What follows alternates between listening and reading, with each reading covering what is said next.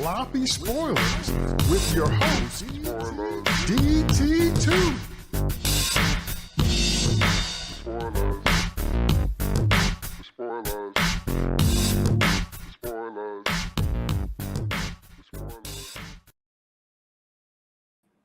What's up, y'all? DT2 Comics Chat here for a late night special edition of Sloppy Spoilers, where we're going to be reviewing Ahsoka episodes 1 and 2. Let's jump right into it. Let me bring on my co-host. Welcome to David Nemesis Howard. Hey, what's going on, everybody? I am here from rain-soaked Southern California. I did not wash away, so I watched Ahsoka. I'm ready to talk about it. I see what you did there. Let's welcome Steve Shadewing Sellers. Hey, yeah, this is a particularly interesting pair of episodes. You can kind of tell that it's kind of built on the backs of Rebels, and we're going to go ahead and talk about that. But there's definitely like some things that I really quite liked about it, and other things that I'm like, really? Welcome to Jeff, Mr. Happy, Darth Sithius. Brace it. That is true. My training is now complete, and I am a lord of the dark side. And I have taken the most Sith name of all Sith names. I am Darth Sithius, and I am here to tell you all about all the darkness I see in this episode 1 and 2 of Ahsoka Tano. Do you have an orange lightsaber? That's the question. All right, so we're going to jump Orange? right No, that is an anathema. Red, always red. I have much to say on this. Mm-hmm. All right, we're going to jump right on in. I have to say, I was blessed near bored to tears. I fell asleep a couple times. This stuff was so slow, Lord have mercy. If you haven't seen Rebels or Clone Wars, you won't get any of the emotional impact. So it's not accessible on the level it needs to be if you don't have the backstory. But even watching it fresh, I was like, is something going to happen? A lot of staring, a lot of people looking around, a lot of cool looks and a lot of pensive looks and a lot of thoughtful looks. And, oh, look, it's a lightsaber. Okay, 15 more minutes, we just walking around. I was like, Lord have mercy, it was so slow. That's just me. So what happens in this episode? The first episode is Ahsoka is, of course, looking for the Star Wars MacGuffinest of all MacGuffins, a map. Because these people love their maps. They love to go to remote locations and they love to create incredible maps to get there. But you can't find them unless you kill 6 people and 4 droids. But who's counting? So Ahsoka is on the trail for the map, and it's like she smells a Scooby snack, because it's like she checking out. She smells it underneath the concrete. She said, I see you. And so then she uses her cool 2 white lightsabers and does the cool spinny circle thing, which I must admit was really, really cool. And she's walking around and she don't say nothing. So I figured she's just reaching out with her Jedi senses. So this is all to find the location of Ezra. So I'm going to call on Steve right now. For those that did not watch Clone Wars or Rebels, to once again give us just a quick rundown as to who these characters are. Yeah. So, Star Wars Rebels is one of those shows that I really quite like, but it was semi under the radar because it was in the shadow of Clone Wars. And I think unless you started with it in terms of Disney animation, you probably, were not inclined to care about it as much. So when I kind of got into it, that's kind of where I did. The thing with Rebels is it took place several years before the Battle of Yavin, featuring, Kanan Jarrus, who was the apprentice of a Jedi that was killed in the Clone Wars, his apprentice, Ezra Bridger, who is the person that you see in the hologram. And then you have Hera Syndulla, who is a Twi'lek and the daughter of a major leader of the Twi'leks. And so and she ends up becoming, the general that we see.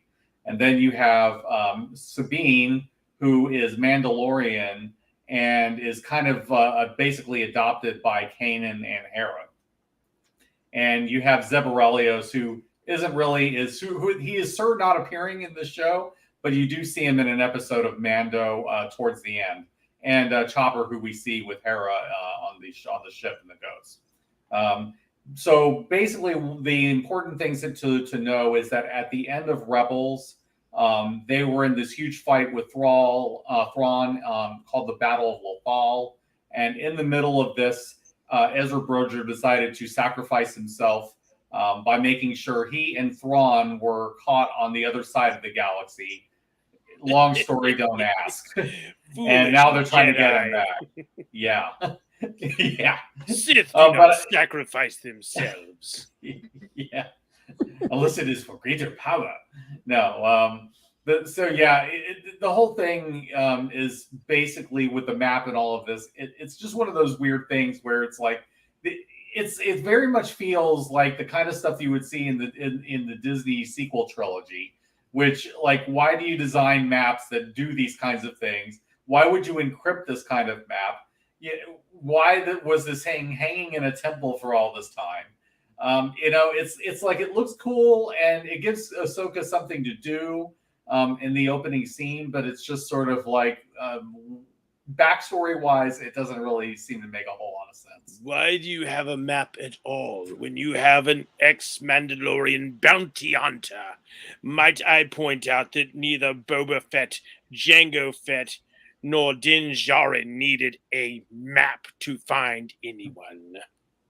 Also, I also point out that Ahsoka was in Rebels for a couple seasons. Had another fight with Darth Vader at one point, and Darth Saber. We're tired. We're tired. It's late. The Darksaber does remind me of a point, though, which is that the only times that Sabine knew how to use a lightsaber was because Kanan Jarrus taught her, and that was only so she could use the Darksaber. I don't get why she's suddenly force sensitive. How did she become Ahsoka's apprentice? I have not seen Rebels, and yet I do not recall seeing that in any of the few scant episodes I did manage to watch. It was never in there. It happened somewhere between the end of Rebels and now that she was her apprentice for a while. I declare it non-canon then. She never had any force powers, and I'm glad we're going to get to this. I'm glad they addressed her lack of force sensitivity in episode 2. So don't worry, this is Disney. She will become a girl boss. I have foreseen it. Because the force is female. I also have one other character. That character, Huyang, who is the robot that's voiced by David Tennant, actually comes from Clone Wars. He was built by the Jedi, and he was the one that was involved with the construction of the lightsabers and taught the Padawans how to do it. I will say this real quick before we move on. It's like Order 66 sucked ass at getting rid of Jedi. That's all I'm going to say, because they're all over the place, man. Yeah. I was like, there are more Jedi now than on screen than I think I saw in all the other movies combined. So it was never meant to precisely kill them all. That was foolish thinking it would. They are, after all, Jedi. But it was meant to strike a blow into the heart of them, to disseminate them and dishearten them, show them how truly powerless they were. Because they did not. The reason why it's called Order 66 is because 66 people survived it. Yes, evidently. You're giving away all of my best secrets. Or since we know that all this is being made up as Lucas went along, as everybody went along, execute Order 66 with the holocron, kill them all. But we didn't mean all. Okay, it's like the Highlanders. Like there could be only one, and at the end of the movie there was only one until we found the other of them. But anyway, I'm just glad we did go. You expect a certain. Go ahead, go, Darth Sith. Yes, go.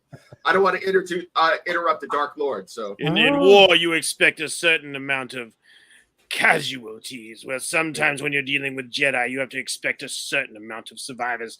My forebear had the most onerous time trying to explain to Lord Vader he did not need to hunt down every single Jedi. They were pouting on their swamp planets or their desert planets. Leave them be, they are broken. But no, he had a soft spot and a need for vengeance unrequited. Well, I'm going to say that I got my skin bleached, and my other name is Mace Windu. So we'll just leave it at that. Oh Lord! No, That's No why wonder we Lando- couldn't find you. I'm just glad that they didn't go 3 numbers higher, and then it would have been a whole different type of movie. So that's all I'm going to say. Oh Lord, we leaving both of them Where alone. do you think the dark side In comes from? Order 69. I'm just going to exit that stage right. So now we're going to rewind to the actual opening sequence. But I wanted to let our listening and watching audience know that if you felt confused and you felt emotionally disconnected, you weren't alone, because you have to have the backstory to have any idea what's going on. This Because is you not were too acceptable. cool to watch cartoons. Okay. No, So you cannot have the congratulations. you cannot understand what's going on without the backstory. So There is a true acolyte of the Disney Force right there. so the actual opening sequence is Welcome, my brother Proud. we have a ship coming in, and the commander of the station is like, they said they were Jedi, and he's like, I'm not buying it. They're no Jedi. I'm gonna call they bluff. So we was all like, something fitting to go down. So he goes out there, he meets them, and the thing that cracked me up the most is that he got in their face. I'm like, does anybody have any type of tactical training, strategic thinking? Have you read a Batman comic? Have you done anything to let you know? I have a comment on that. Okay. Rule number 1, if you are in a self-contained ship that nobody can get into unless you want to let them in, rule number 1 is you don't let anybody that you don't know is a friend onto that ship. Because what the hell is Darth what's-his-name going to do out there with his lightsaber if he can't get in the ship? He's not floating around Iron Man or Blue Beetle style out there. So I will say that this is a big New Republic problem, being able to keep important enemy prisoners on their ships, because they lost Moff Gideon, they lost Morgan Elsbeth. I mean, it's like they have the most incompetent group of people that is in charge of prisoner transport that I've ever seen.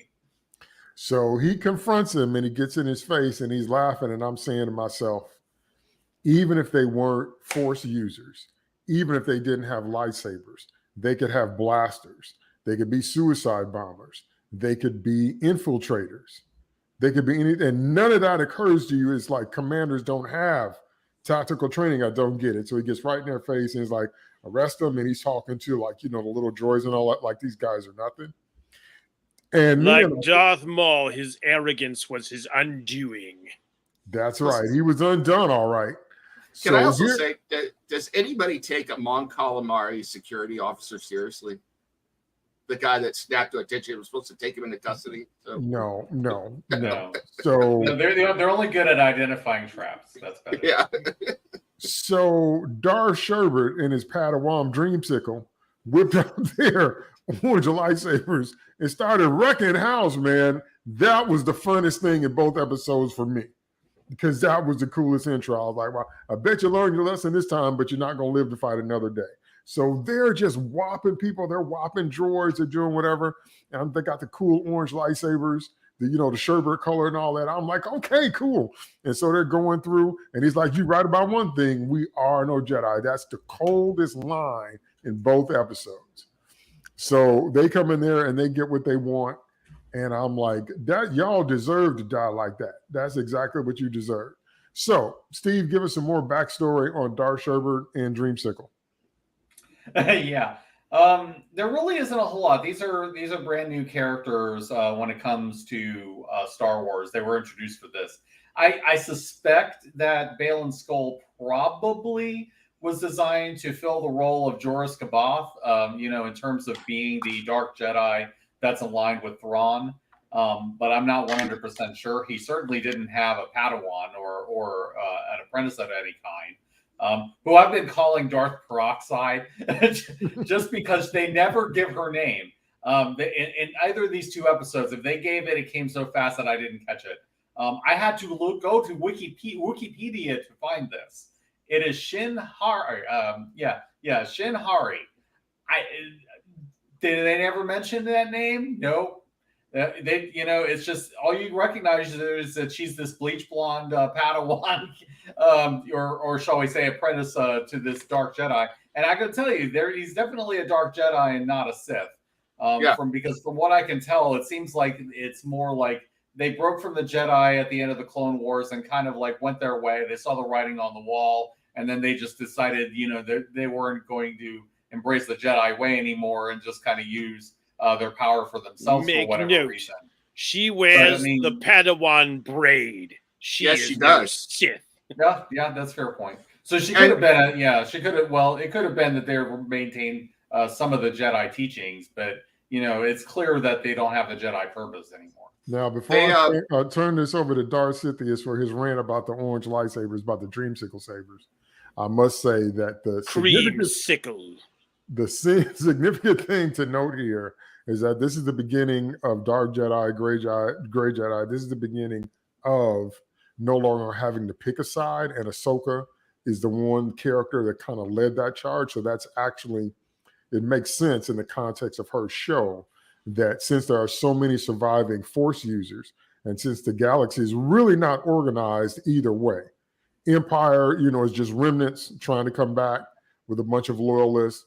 The New Republic is not organized. They don't have their stuff together. So what do you do if you're Force sensitive? Because there's really not an organized Republic to defend necessarily.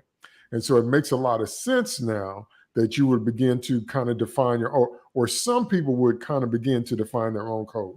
Now, just from my Twitter readings, I know there's some people that can't stand that idea. Just the idea of Gray Jedi just enrages them, or the idea of Dark Jedi. But from my personal perspective, both as a fan and as a writer, it seems rather organic to me, because that's exactly what would happen after you have the big fights and the big players and things are disorganized and everything's scrambled. There are no clear sides to pick. Plus the Jedi Order fell apart, so. Yeah, and also keep in mind, Ahsoka herself said that she was no Jedi. I mean, when she fought Vader in Rebels, Vader made the comment that revenge is not the Jedi way, like throwing his old beliefs back in her face. And her response is, "I am no Jedi."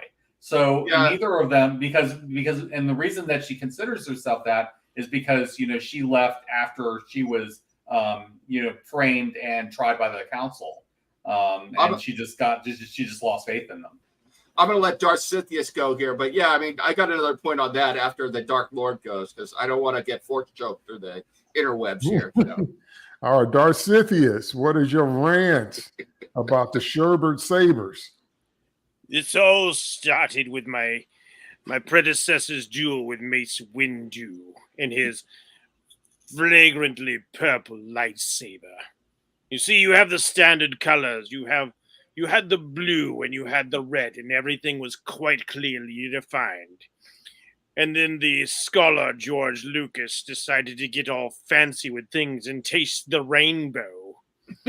And so they had to come up with lore about, you're the Jedi protectors and you are the consulars, and then the yellow is the temple guardians. So what is Mace Windu? Well, he's Samuel L. motherfucking Jackson, so he gets a purple lightsaber because that's just how he rolls. It's supposed to signify his inner struggle between the light and the dark, the blue and the red making purple, motherfucker. Well then, what is this orange supposed to be? A protector and a darksider? No. I don't believe in this wishy-washy bullshit. You are Sith or you are Jedi. And if you're going to be a gray Jedi, well, then you're inconsequential because you're just running about the galaxy willy-nilly like Ahsoka, doing her meaningless little triviality rescues here and there. And now these other two are mercenaries. They don't matter in the grand scheme of the light side and the dark side. Now that we've established dark Skittles for everyone, I will say real quick that all of this Taste the Rainbow stuff really grew out of the video games, because the video games allows you to customize your colors. And as nerds are wont to do, once the colors of the rainbow were available, then people needed to start attaching all sorts of meanings to those colors. And so we have black sabers and white sabers and yellow sabers and gold sabers and I orange had sabers. a green stormtrooper with a Knights green of the Old Republic lightsaber. 2 did do a good job of trying to flesh those out in the canon. But I mean, it does get a little ridiculous. My green stormtrooper with his green lightsaber, I called him the Green Knight in game because that's how I roll. Deep in it, baby. It's kind of like how the lantern rings, became the whole spectrum. And it's like every color has to have a lantern. The infrared have the lanterns. Except there was some backstory behind that. The way things happens in the Star Wars universe is something happens, and whoever wrote it just kind of threw it out there. Well, the fans respond and say, "Hey, wait a minute, what does that mean?" Then a backstory is retroactively added. It's gone too far, like midichlorians. They didn't even do backstory. The thing is this all grew out of a variety of articles that were on like Wikipedia and stuff, where people attached meanings to it, and it was adopted as canon. So orange sabers are supposed to be the exclusive domain of Dark Jedi. So Dark Jedi, it shows that they used to be Jedi, and now they're close to the Sith, and so they have orange sabers now. So it's clear that those two are Dark Jedi. Take that for what it is. But the other thing I was going to say is this show, one of the things that gets me is they're play really fast and loose with who's a Jedi and who's not. Because it's like, Ahsoka's been pretty damn clear she's not a Jedi. So why is she taking on a Padawan learner to teach Sabine how to be a Jedi? She can't teach her how to be a Jedi. She's not a Jedi. Or she's not a Jedi. That's right. Yeah. I will say I did like about canon and logic and all that. It don't have to connect. You're the worst force sensitive I've ever seen. Here, have a lightsaber. I will say I did like her cool circle thing, not because it was cool, which it was, but because it was unnecessarily aggressive for no reason whatsoever. She didn't need to go, da-da-da-da-da. She could have just gone, little easy circle. That is the Jedi way. See how far she is strayed from the path. Soon she will be my apprentice. With her white saber, by the way, which has another meaning that I forget. So that's right. So we went over Ahsoka's cool interests, and she's fighting droids and a lot of people, but mainly droids, and she's just really cool, and she cuts the ground up from underneath them, and she beheads a few, and I really enjoyed that too. Still wasn't quite as tight as the Dark Jedi interest, but I still liked it. Then we go to our next major character introduction. It was good to see Clancy Brown, and he basically, they're trying to tell us that Sabine Wren is Johnny Storm, because that was his entrance in the Fantastic Four, except there's nobody there to kiss. So we get, if you don't know Sabine's backstory, you ought to see that she's another out of control, rebellious girl boss. Can't tame her, can't tell me what to do. I don't have to show up for speeches. I just do what I want. Okay. And so we're introduced to her, and she's even got the multicolored hair, which just cracked me up. I'm like, could that be any more girl bossy from 2023? But this is a galaxy a long time ago, far, far away. Whatever. That is pretty close to what she was. Yeah, in the cartoon through the whole way. It's just she's kind of like changed the hue of her hair. It's that whole artistic flair that she's got. I mean, she colors everything. She sprays paints her Mando armor. I mean, she's always been doing something. She was the Rainbow Mando versus the peroxide false Jedi. Okay. That may have been the idea.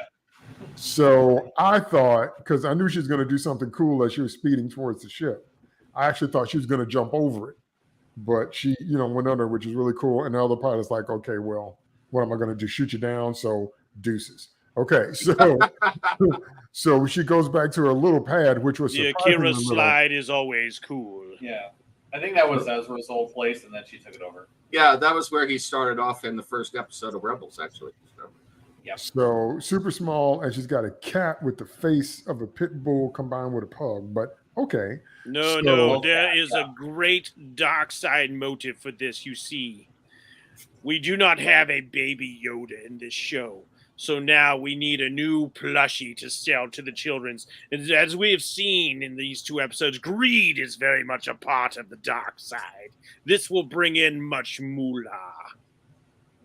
All right. Well, I'm sure we're going to store I have spoken. We're going to store it on Planet Moolah so everybody can get stinking rich. So And that is why Disney fails.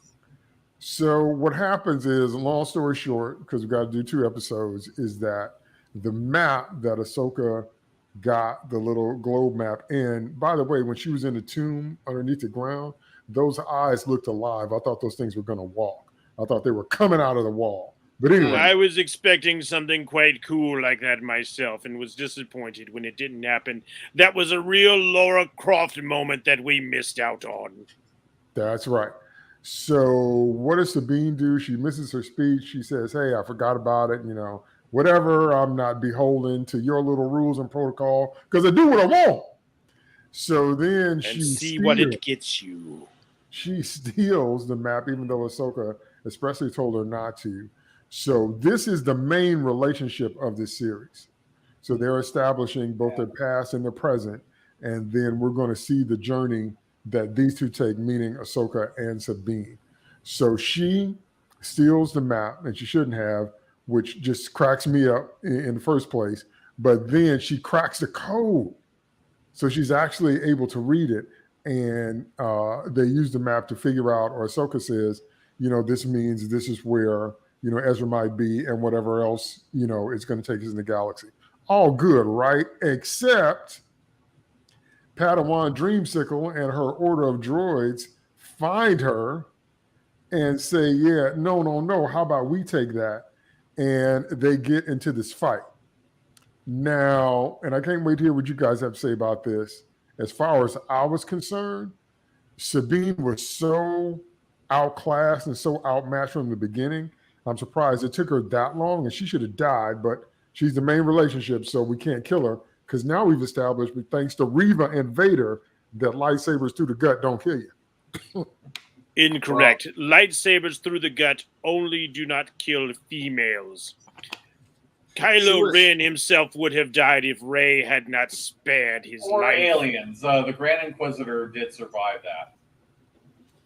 So, all right, you've got me on that one. So there's no more rules. There's just whatever the show requires. So don't even hurt your Star I have Wars much to canon say brain. about that lightsaber fight when it is my turn. I will have to say that I appreciated the fact that they had the Padawan, the Dark Padawan, play with her, and then when she stabbed her, I was like, okay, you've established that we're not going the Mary Sue route with Sabine, so she can be beaten. Yet. She could be destroyed. She could be stabbed. Of course, she survives, but we knew she was going to survive because she's one of the central characters. So, I mean, that was established right off the bat. But at least she lost what she should have lost, like DT said. No, she should have been dismembered. She should have been drawn and quartered. Well, she should have been kibbles and bits. But okay. What grills me is that she tries to fight her like a Jedi, knowing that she's clearly trained in the Jedi arts, and by Sabine's own admission, she hadn't been keeping up with her lightsaber training. And it's like, why not fall back on your Mando training? You clearly are more up on that. You do a lot better trying to fight like a Mandalorian than you are like a Jedi. So why are you leaning into the thing that she's better than you at? It's weird. Plus, through all of Rebels, the thing that stands out about Sabine Wren is she's an explosive expert of all types. Yeah. And her favorite weapon is a thermal detonator. So, here's what I observed during the battle. 1, she steps outside with a lightsaber, and there is still at least one droid with a blaster. She does not have the Force. She does not know how to predict where the blaster bolts are going to go. Shoot her, and it is over. She is not wearing her Beskar armor. Secondly, it was clear she was quite slow compared to Darth Peroxide, Shin Jedi. She was clearly toying with her, playing with her. I saw multiple instances where she could have sliced her in two, cut off a limb, her head, what have you. And this is a problem I have with many Star Wars villains. When you stab somebody through the torso, just whip it out the side, man. Why do you keep pulling it straight out? Cut them in half. Finish the job. Oh, I'm going to let you suffer in anguish as I fly away. Well, we know people live from that shit. Don't half-ass it. Bisect them. That's right. Yes. That's right. I mean, we see the droids get cut apart. Nobody has a problem slicing droids' heads and torsos apart. But no, when it comes to characters, they have force plot armor. Boo-hoo. I couldn't understand how you could not be a Force user at all and think you're even going to break even or even come to a draw in a battle with a trained Jedi, especially a dark Jedi or somebody that doesn't have any compunctions using the Force in that way. The whole point of the Mandalorian armor was to be able to keep up with the Jedi, and she did not put that on. By the way, Darth Maul would like a word with the fight choreographer of this show. So. Right. So when she went charging out there, and then I was like, I know you ain't gonna touch. She said, psh. I said, oh Lord, have mercy. I can hear the funeral dirge right now. We're gonna call Padme and ask her about the arrangements. So anyway, so she survived the fight because she had to, but there's no logical in-story reason she should have. But okay. So Ahsoka comes and rescues her a little bit after the fact. And so next we see her, she's in the hospital with a big old hole right, above her kidney, but she's recovering like a champ. And so they do another Scooby-Doo thing and they figure out everything they need to figure out, and they get it all right the first time. And all of their intuitive leaps all connect. So I said, okay, all right. So maybe that's girl boss force powers. But this is the very problem I had with Sabine solving the map. We didn't see her struggle with it at all. She just goes, 3 faces, by Jove, I've got it. There was no process. They should have watched National Treasure with Nicolas Cage or The Da Vinci Code with Tom Hanks to see how it's done. It took her quite a few hours. She had a cup of coffee or two. Come on. But that's not what we see. And it's what you see on the frame that matters. She has some Starbucks and a colostomy bag, but okay. So she's able to take care of all that stuff without a problem. And also the other underlying thing that's super important in this episode is that not only might it lead to Ezra, but by extension, it might lead to Thrawn. And the whole point of what I'm skipping in the next episode, but the whole point of the Dark Jedi's quest is also to bring Thrawn back. So it's like this first one is there to kind of set up the world, set up the stakes, and set up the relationships. And it does do that. It's just, for me, it did it at such a, but I mean, even the way they talked felt so slow all the time. I was like, would y'all get on with this? But again, I'm going to give you a hand sign from show business. You know this one? Stand, stretch it out, fill that time. Come on. Yes. It was as if they were all from the Captain Kirk School of Monologue, but not quite as charming. The meaningful glances. Before we move on to the next episode, was anybody getting serious Star Trek vibes from the captain at the beginning of the show when he was in his bridge there and he rolled the thing on his absolutely. Yeah, I was ready to go. I don't know how to feel about this shuttle. The opening was quite cool. He's got an old clearance code, and I was expecting somebody to say it's an older code, sir, but it checks out. Yeah, exactly. Right. Because they pretty much stole everything in the very, very opening sequence.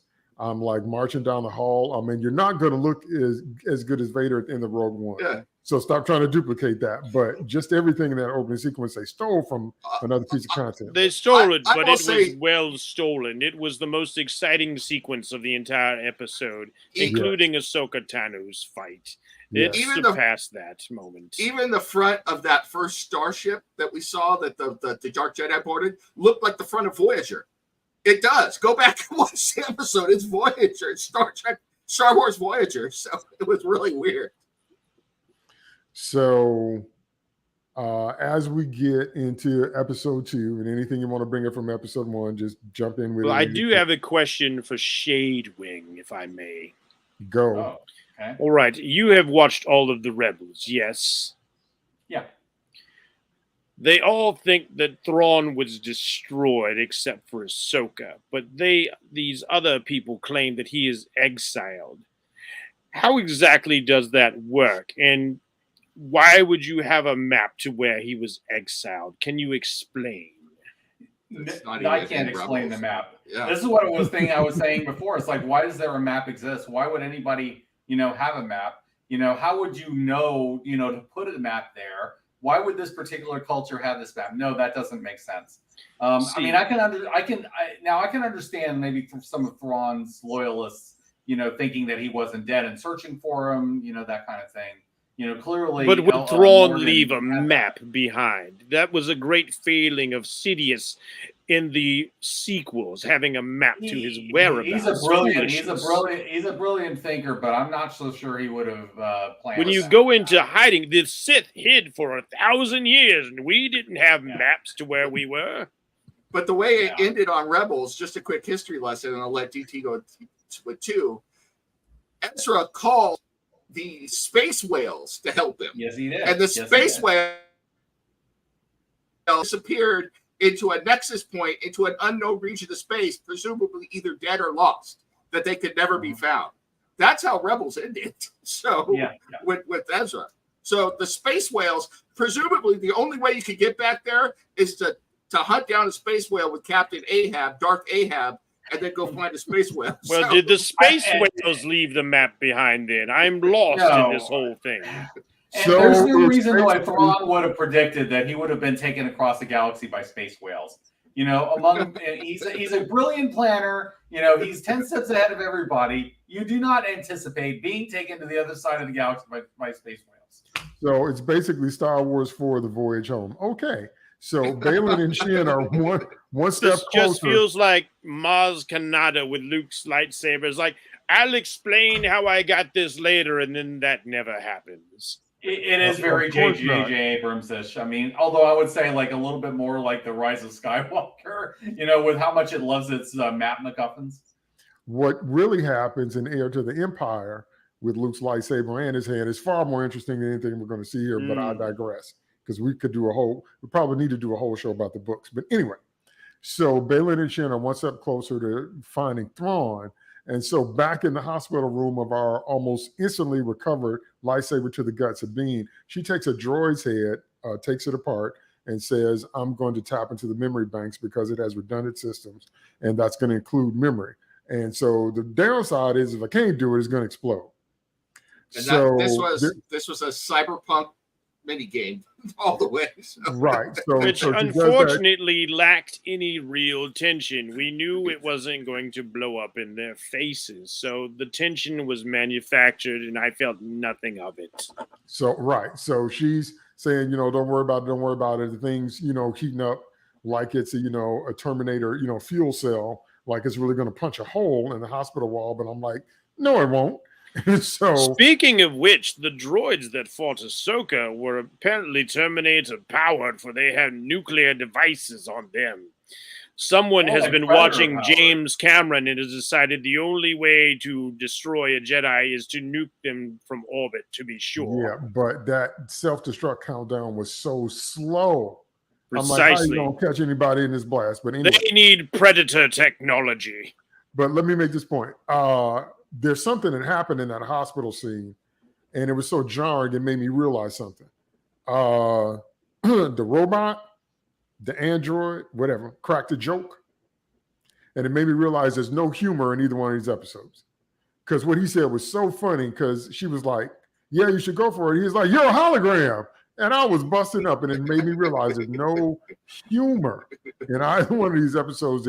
It doesn't have the charm. That's because David Tennant has very good comedic timing. He knows how to do that. I mean, he's done stuff like actually, he knows how that works. You are incorrect. There was humor, but in both episodes, it came not from the main characters, but from the droids. They decided that what's the David Tennant robot's name? Heon. He had the pithy lines, kind of like K2SO, but also the non-speaking robot is being all R2-D2 with Chopper. And he's like, oh, no, I didn't go through your stuff. So that's where the human comes. And it feels very inorganic. I wanted to appreciate it more, but Okay, the yeah, that Star was Wars funny. humor just has not been as good as the original trilogy. If you look at the prequels, the humor was more slapsticky and less in the moment situational comedy. Okay. Drink a dark side milkshake. Don't lose your accent. Okay, you'd be like Leia in the second movie. But anyway, so yeah, you're The dark right. side is chaotic. Yeah, you're right. Little short arm, R2 50 Cent was, freaking out. But did you notice he like spoke English? It was just like muffled. Yeah, Like, did which you is- burger? What up, burger? That's different from Rebels. I mean, he's exactly like that in Rebels, Yep. but you can't understand anything he says in Rebels. You just get a lot of indignant noises. Okay. So, So yeah. I'll have to amend my statement to say no humor from the humanoid characters. Yeah, because the droid's not. But I'm saying the one joke, the hologram joke, stuck out to me The so much. hologram I was joke like, wait was a minute, good. I haven't laughed up to this point. So, but yeah, That you're was right. a So good one. I will amend my statement to say that once again, the droid stole the show because it reminded me a lot of Andor because the droid stole the show there for me there too. But anyway, I was like, okay, how can everybody be so flat? See, now last week, and I'm probably going to do a video about this, everybody was complaining about Joss Whedon and how his snark has, ruined comics and how everything has to be that way. This is the polar opposite. There's no snark in any of the humanoid characters like at all, except Sabine, maybe sometimes a little bit, maybe. You see, this is a major. Oh, go ahead. I won't force joke you this time. I will give you that, DT, because that line from the robot was a big old huge beat ball for Hera to hit out of the park, where she should have looked at him and go, yeah, well, I'm the smart one over here, or something like that, being on the or it's like I'm on the right end of the hologram or something. It was a big old huge setup for a nice snark back, a Han Solo type comeback. So she's even wearing the leather jacket, so you sort of expect something like that, right? My problems with the characters were of the heroes, for those who think there is such a thing as good and evil, the so-called heroes were so flat. Only Ahsoka, but then this was a character established from the Mandalorian. She's being very, very Jedi, very distanced, very passive, and yet I was expecting more of that snark out of Sabine. It's like, oh, she's as bland as a piece of dry white toast. And for the Twilight, forget it. I forgot her the moment she was off the screen again. No presence at all. And she's supposed to be a general, a commander. Was she like that on the show? Yes. No. I have a question for Steve. Well, I think she was. Do you think it's a problem that the characters who usually brought the humor are either all missing or dead? I mean, Chopper's on there. Yeah, but, Zeb not being there is a big problem because he's the one who really brought a lot of the natural humor into it. Yeah, Ezra's gone and his master's dead. So, and they brought some humor every now and then. Chopper is only in a few scenes. So, yeah, I mean, you're pretty much left with Kanan also did some back and forth, especially against Rex. Yeah, but then we don't have it going the other way. It's like it's just so flat. There's none of the moments of situational humor that you would normally expect in Star Wars. Obi-Wan's annoying little hello there, but at the same time, you don't have the gravitas of the Endor. So it's just so in the middle. I can see why you were falling asleep, DT. Yes. I think that's very fair. And it's weird because I'm coming at it as a big fan of Rebels who watched all of it, like you were saying, DT. And looking at it from someone who is not a fan of the show or didn't watch all the show, I could see exactly what you're saying. They wouldn't understand half of it, unfortunately. No, there aren't really many jumping on points if you don't have the backstory. So then, as the story progresses, now the other thing I want to mention before we leave the hospital is that this is the beginning of, because it happens by episodes in, this is the beginning of Sabine being pushed back into being a Padawan apprentice to Ahsoka. And, supposedly it's been years since she tried to train her before, but, Ahsoka, when she leaves, says she doesn't need help. But Hera said, yes, she does. So when you get healed up, you should go help her.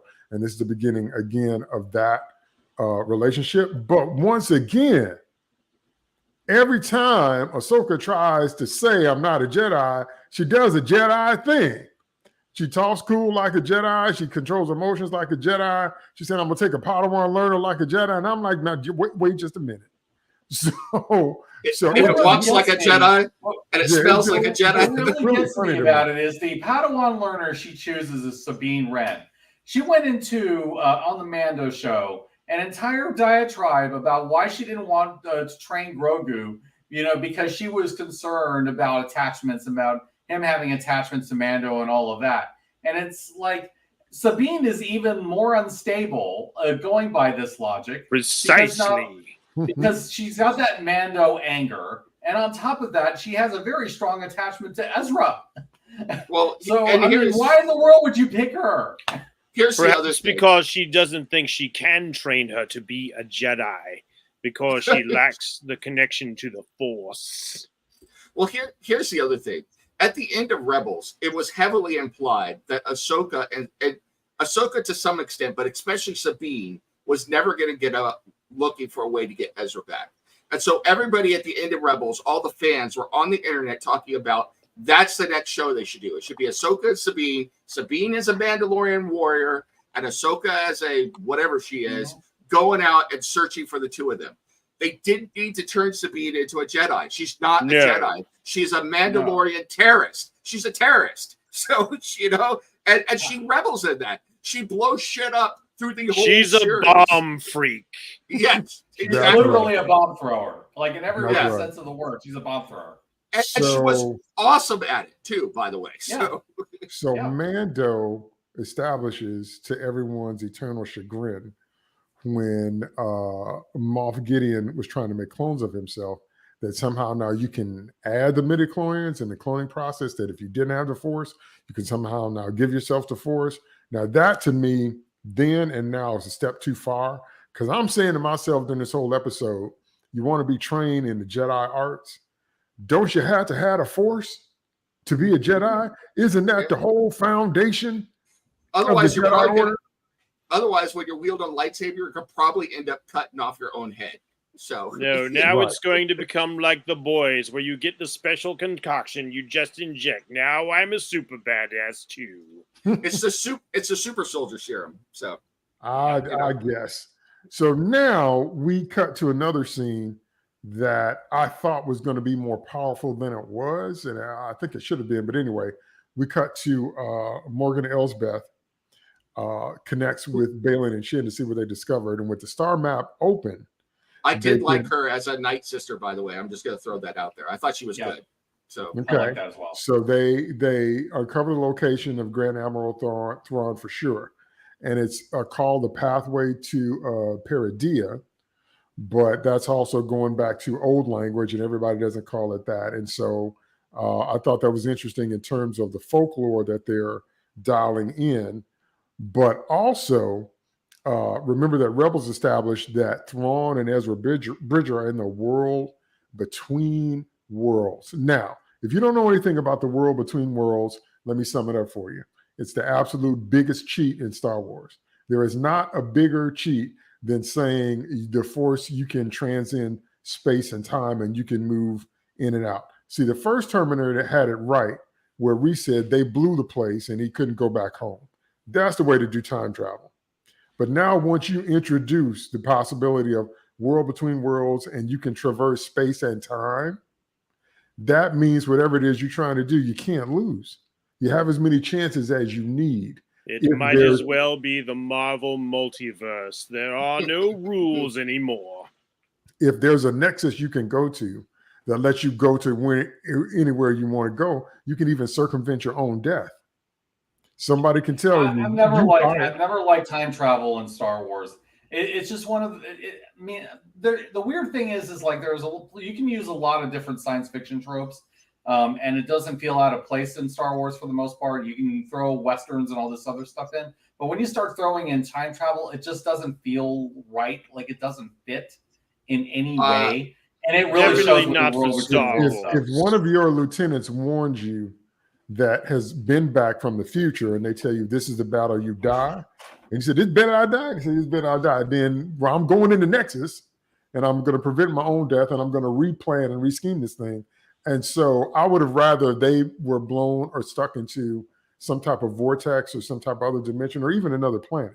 I would have taken all this. But once you introduce this, it doesn't completely eliminate stakes, but it greatly reduces them if we've got a portal that will let us jump to any time and place we need to and pull people in and pull ourselves out and all that. So I will say this about time travel. Back in the old days of Star Trek and the old Marvel universe before the 2000s, time travel worked like this. The past was 100% established. If you went into the past, you became what made the past happen. The past was inviolate. You could only create the past as you already knew it to be. It was the future that you had a hope of changing. that's right. That and the alternate Jay timeline Fry, theories. you may actually, you change the timeline and then you just start a new branching pathway. That's all. I never liked that part. That was poppycock. No, I have come to the conclusion after all of the time travel, the time travel in movies and stuff lately that 95% of the time it is a clear sign that whatever it is in, it's jumped the shark. Sometimes it works out well, but it is very, very rare. So, because I could think of 3 things off the top of my head where time travel has worked, and it wasn't like the central focus of whatever it is they were doing to start off with. So, Time Cop, Time Crimes, and The Triangle. Watch them all. So, and the first Terminator. So, yes, the next major that goes push. without saying. Next major push is, Ahsoka sees all the mess, the lack of organization when she gets to Morgan's facilities and all that. Okay. So, but the next big push is the next big emotional beat in the story is that Hera is trying to convince Ahsoka to take Sabine back. And so Ahsoka reveals, or Sabine reveals that Ahsoka was the one that, quit the training. And they basically say she wasn't a very good teacher and I wasn't a very good student. And it just wasn't a good fit and it didn't work out and all this different kind of stuff. And I'm saying to myself, unless you've got some spare midichlorians in your other clothes, I don't think it's going to work out this time either. But anyway, so that seems to be the emotional push to get them reconnected, which is why I said this is going to be the main relationship. Maybe she'll get a hold of some of Gideon's special Jedi juice. That's right. If they got some secret sauce that can give you the force powers, okay. But just like when they started saying that 5 people got bitten by a radioactive spider the same day Peter got bit, when they started using that, I was like, yeah, that's going to the well too many times. You're going to dilute the importance of the event if it happened to 5 different people. But anyway, so that's the next big push. And, what was lacking for me in that whole thing is that they were saying the words, but I wasn't feeling any emotion. It didn't feel like there was any weight. I understood what they were trying to say by the lines, but I didn't feel like somebody should have lost their temper more or somebody should have talked about. They should have released their anger. Yeah, there should have been some type of actual reaction to if it was that serious because it felt so casual. I'm like, it felt like somebody that you dated, 2 times and you don't care if you never see him again. But the words you're saying are trying to convey more emotional weight to that. And I was like, that's what I mean by the flatness. It felt so very Jedi, no passion whatsoever.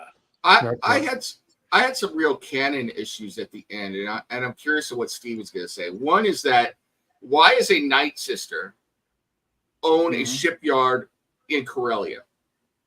That doesn't make a whole lot of sense to me. That's number one. Number 2, who is the dude in the black armor who's wielding an Inquisitor's lightsaber? Is he an ex-Inquisitor? And number 3 is that's the impression I got. Yeah, I think that's that's that guy Marok. I think his name was. Yeah. But they never said anything about him. But I mean, he certainly know how to use a Sith Inquisitor lightsaber. He knew how to throw it.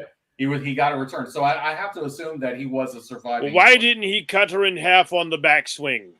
And why? Because she Well, just because sidestepped she she dodged just it. sidestepped because she sensed it and she dodged it. That's right. Yes, And but the third- he went She's a master. he went vertical. He should have gone horizontal. She'd have stepped aside and said, "Oh shit, I'm in two pieces." And the third thing is, Jordan why are there Night Brothers? I don't mind that there's Night Brothers. I think that's kind of cool, but it didn't look like they were from Dathomir. And I've never heard of, in the canon, any Night Brothers not being from Dathomir, which means they'd be the same race as Darth Maul. So Correct. I don't get. I really think Maul that. I and mean, look, Savage. it's clear that Morgan Elsbeth was created for that one episode of Mando, and then they decided, oh yeah, we actually are getting a spin-off for Ahsoka, so let's bring her back because people liked Diana and Asanto, and to be fair, I do as well. But, I do. You know, at the same time, it's like they had to suddenly say, oh yeah, we have to flesh her out and make her more dangerous.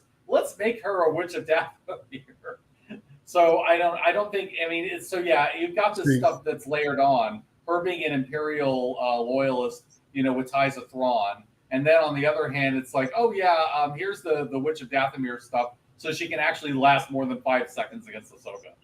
Yeah, but see, there needs to be more backstory. Yes. More backstory, and it needs to be on the screen for those that don't have any other information of the other content to make us care, to give us stakes, to help us understand what they're up against, because it's continual rounds of lightsaber fights and sky fights, and that's it.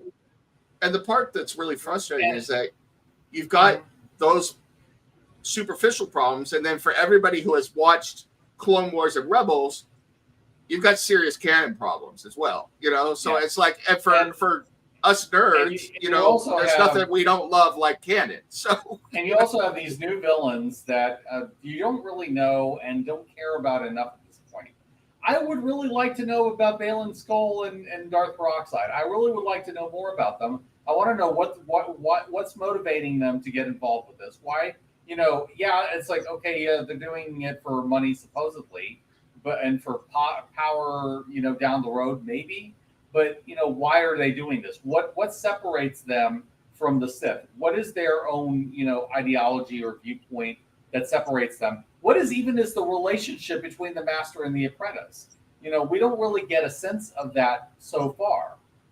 You know, it's just, okay, yes, master, I will go and, you know, beat up this Mandalorian chick for you, and then I'll go off and do this thing for you. And I mean, that seems to be the extent of it.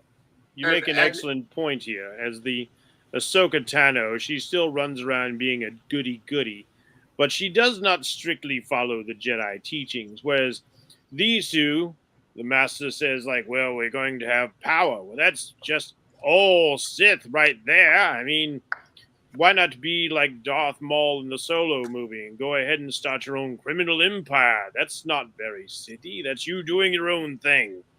They're just being copycats, and I despise that. So I really liked when we saw the remnants of the Imperial loyalists turn on everybody and for the Empire and get arrested and fight. I really liked that kind of thing because it adds some of the intrigue, but that also means that is galaxy-wide. So now you don't know who's on whose side. That was kind of established with Andor. They made an error there as well. It's like, how could they be a loyalist to the Empire? And the first fellow who jumps up and is quickly cut down says for the Empire.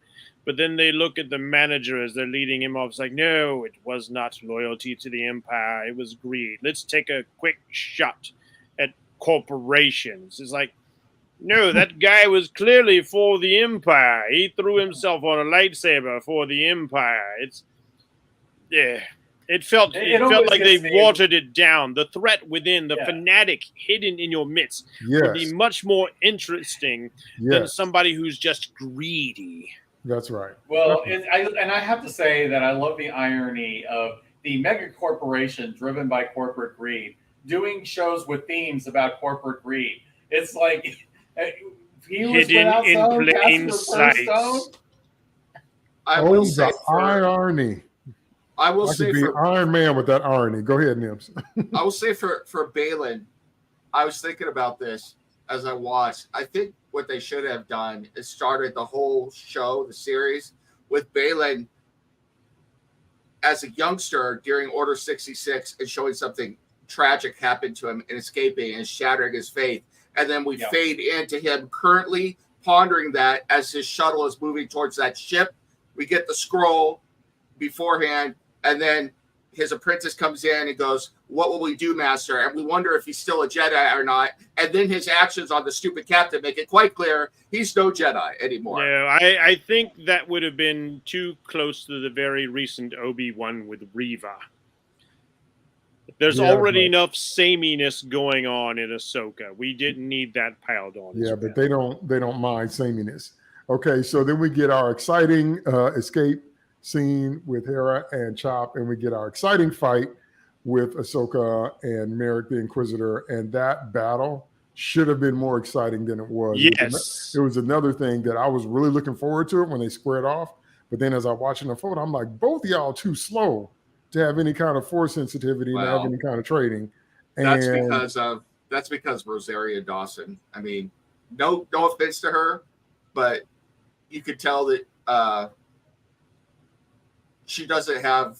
They're not using a stunt double. I'm glad, I'm happy for them, but she does not have the quickness to pull off like full Jedi fights. They need to bring back Hayden and. But she was definitely much faster in the Mandalorian series. Yeah, I noticed that as well. They need to bring back Hayden.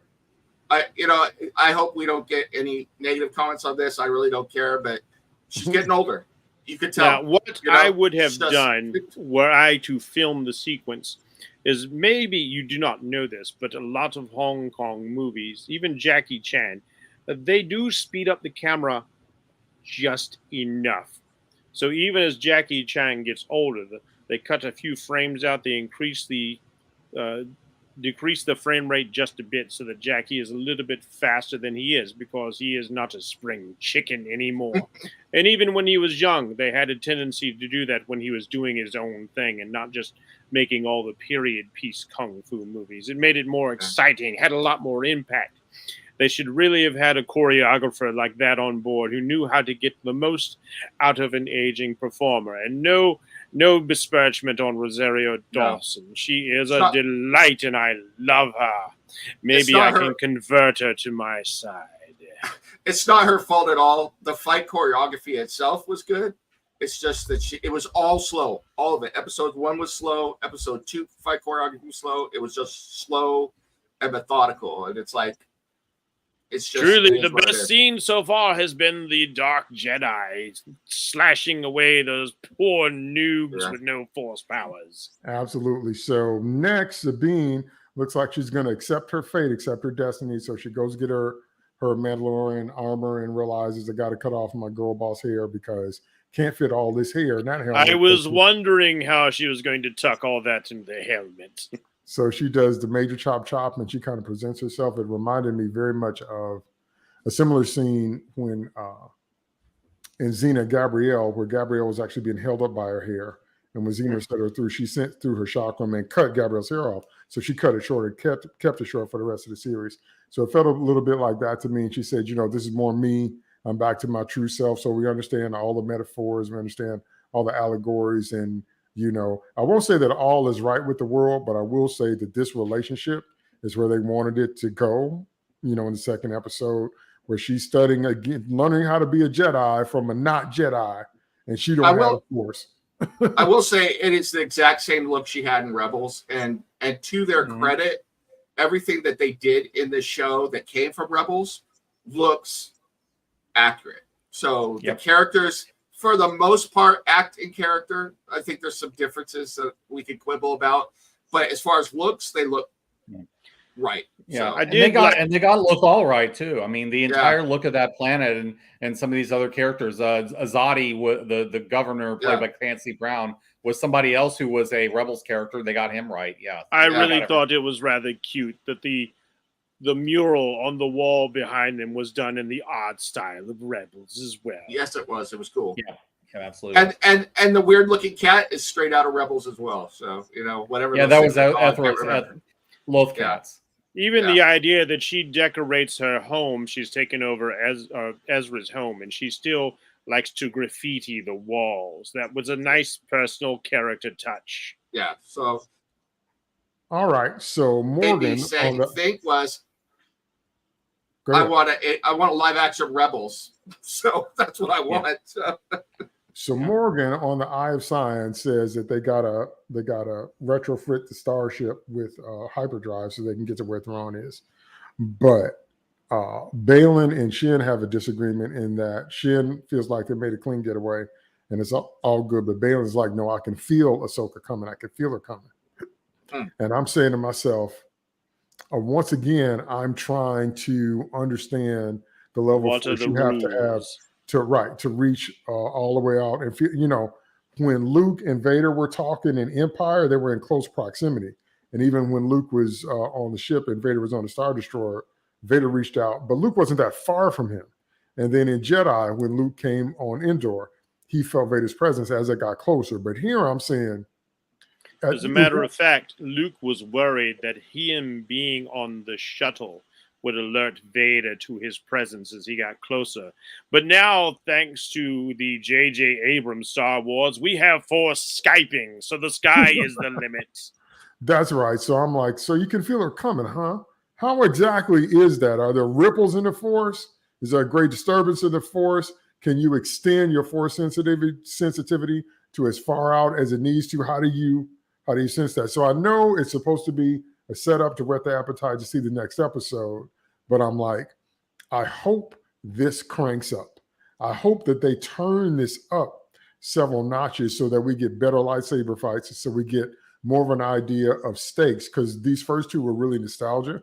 Can't fault that because they had to satisfy the Rebels fans. But for those that, again, didn't watch that, you don't have a jumping on point. So if you don't go back and watch all that stuff, you don't really care enough yet. And that's what I hope they address in the next episode, because we got to get some stakes. We got to get something more than lightsaber fights with Inquisitors and droids and everybody can use the Force. Anybody can be the Force. What's that Oprah meme? You can be a Jedi and you can be a Jedi and you get a lightsaber. Yeah, see, so I'm not looking for, if that's what they're going to do, I'm already bored. So I need to see some revelation sequences. I want my space whale. Go ahead, Nims. Go ahead. No, I was just making a joke. I said, I want my space whale. If I don't get a space whale, I'm going to be upset. So the X-Men did it first with the Akanti. Yes, they did.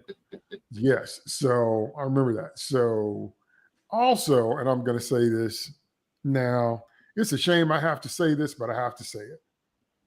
I really hope we don't get a mutilated version of Heir to the Empire, which is what I think is going to happen.